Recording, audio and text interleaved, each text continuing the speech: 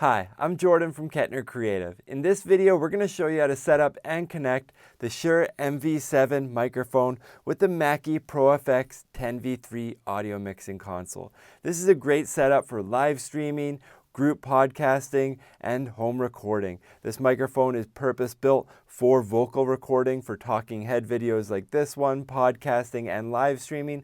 So maybe you're looking at buying this setup and you want to hear how it sounds, or maybe you already own this setup and you want to see how to properly set it up and connect it.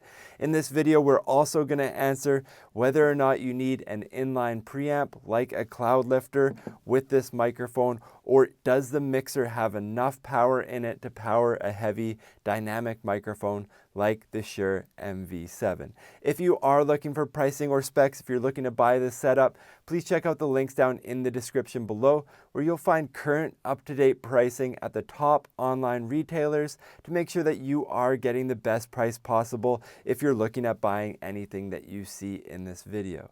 Now, for the purposes of this video, the mixer is already powered on, connected to the computer, and the computer is already recording, so we can jump right in to the best settings when setting up the Shure MV7 with the Mackie ProFX10v3.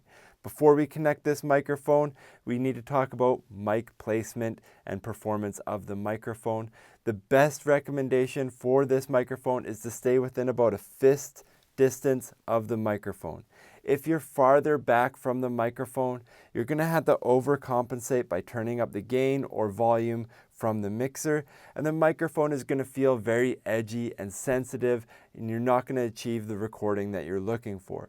Likewise, if you get too close to the microphone, you're going to notice that it gets really boomy and poppy, and the breath is interfering with the microphone. So again, for best results, just stay about a fist away from this microphone.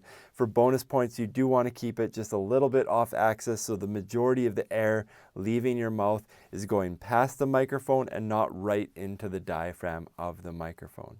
Now that we got that out of the way, that is fundamental to making the microphone sound correct with this mixer. Also, before we connect everything together here, we do just want to look over the audio mixer. We want to make sure that all the gain is turned down, all the buttons are in the top position, the compressors are turned down, the EQ, these blue knobs should be in the 12 o'clock position like they are. The orange effects knob should be turned down, the pan should be straight up, the mute should be on, the level knob should be turned all the way down. You do want this 2 phones button turned on. That'll keep the meter working for you so you can see exactly what you're doing. But other than that, we're ready to connect the microphone to the mixer. To do that, we're going to do that with the standard XLR cable, male to female XLR. I like using these colored cables because it keeps track of where I plugged everything in, especially when we're doing tutorials like this one. I'm going to connect the microphone to the cable and the cable to the audio mixer. I'm just going to put my headphones on now. Now the first thing that we're going to do is we're going to turn this level knob up to the U here. That stands for unity or 0. It's an optimum position for passing the gain through all the way through the audio mixer. Next, we're going to turn up the level knob for the channel. Everything that we do on this audio mixer works in vertical channel strips. So we plugged into channel 1 here. So everything to do with channel 1 is in this vertical line here, including the level knob, which is the final volume adjustment or way to tweak the sound of the microphone. Once we have that set, we can unmute the microphone. Then we're going to turn up the gain. As we increase the gain here, this top white knob at the top of the channel strip, we're going to keep turning it up all the way until we get to the 0 position on this meter. Now, if you look over at the computer right now, you're going to see that there is a bit of an offset. If we hit 0 on the meter on the Mackie ProFX10v3, you'll notice that that comes in at -12 on the computer. When you record into a computer, it's very important that you capture your microphone somewhere between -18 and -12. You'll see here that if you go +15 all the way up to +18 or something like that, that's where it registers as a peak on the audio mixer. This is the analog way of looking at the same information. In the analog world, you peak at plus 12 or so. In the digital world on the computer, you peak at 0. So there is a 12 dB offset there. So what you need to know here is that 0 on the audio mixer equals minus 12 on the computer, and that is exactly the way that it's supposed to be. Those are where you're targeting to have your gain set up correctly when you're doing a recording for a video, just like I'm doing right now with the microphone that you're listening to right now. So you can see here on the gain knob that we're at about 9 out of 10. Generally speaking, 9 out of 10 is where you start to get a lot of noise from the preamp on an audio mixer. It's not an ideal place. If you do have a quieter voice than me, you're going to notice that you have to turn this gain knob all the way up to 10 out of 10 in order to get a clean recording. In that case, I would recommend using a Cloudlifter. For me and my voice, I would say, with the volume coming out of my mouth right now, that it is right on the edge of whether or not you need to use a Cloudlifter. But I'm going to take a break right now, plug in the Cloudlifter just so you can see how that works. So I'm going to unplug, I'm going to mute the channel, turn it down, unplug the XLR cable. So we're going to go from the microphone into the Cloudlifter, and then we're going to connect the Cloudlifter to the audio mixer. So we're going to go right back into the same channel that we were just using. I'm going to turn the gain all the way down. We're going to turn the level up to that your unity position and unmute the microphone again. Now, as we turn up the gain here, you're going to notice that this doesn't make any sound at all.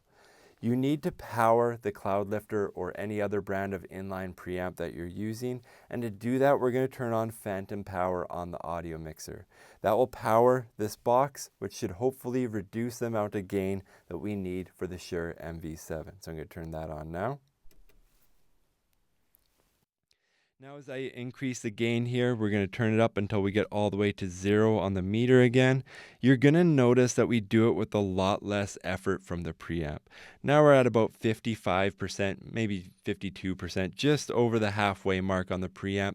So if you do have a softer voice, you will probably run into this where you do need to use an inline preamp like the Cloudlifter, and you can see what an impact that made. We're no longer at 9 or 9.5 out of 10. Instead, we're just over 50% on the preamp. Now, as we work our way down the channel strip here, we are going to circle back to the top. We don't need the high Z button. That would change the impedance if we're plugging something like an electric guitar into the audio mixer. That doesn't apply to us. We want to make sure that that button is up.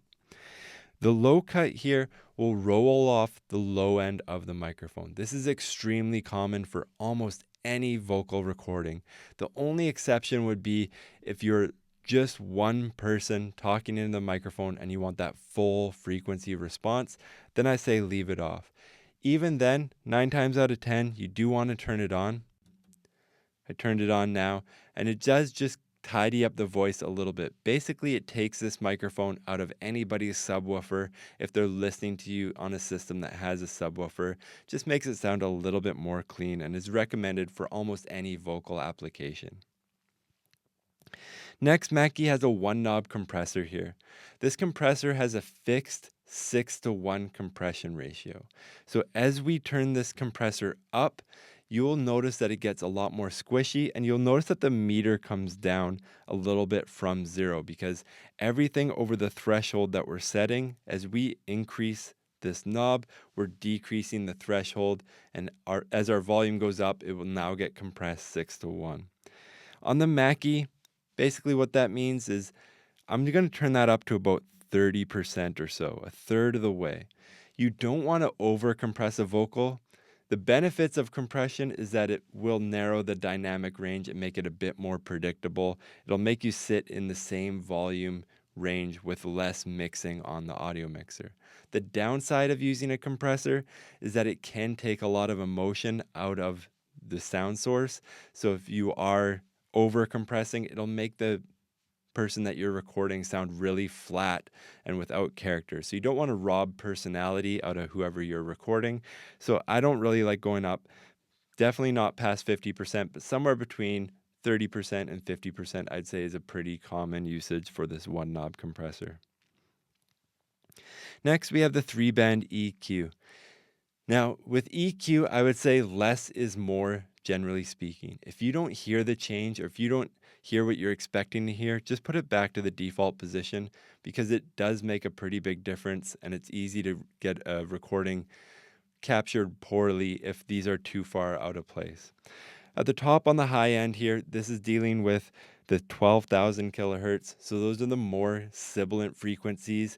So if you are getting audio feedback, or if the microphone is hearing your speakers, generally you'd turn this down a little bit, and that will help prevent it. Also, if you do hear like grating frequencies or anything like that, a lot of S sounds, you'd turn this down just a little bit to help mitigate some of that.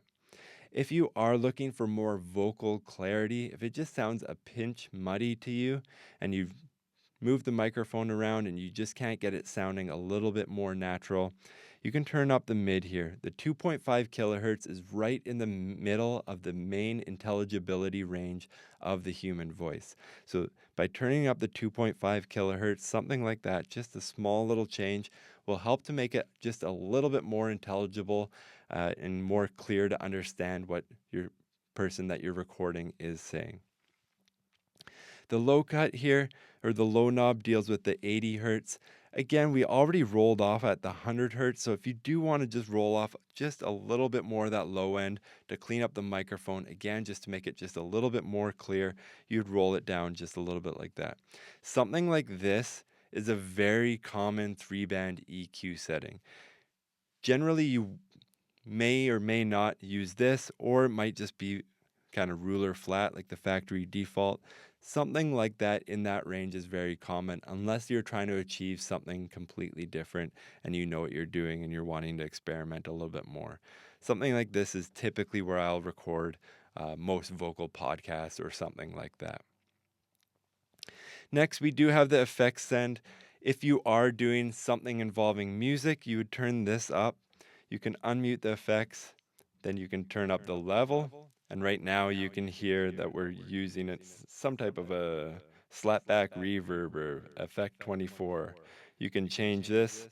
We do have another video where we go through all of the effects if you do want to hear them all, but that is generally how you would make the effects work. You can turn it down on the channel level, turn it on the main level, or mute all the effects like that as well. Next, we have the pan. If you do have multiple people and you want everything to look right on camera, and you do want to pan the person on the left slightly to the left and the person on the right slightly to the right, you can do that with the pan knob. Again, if you're doing live streaming or podcast recording, generally you want everything straight up the middle, so I would just leave that knob there. Then you do have the mute button there as well.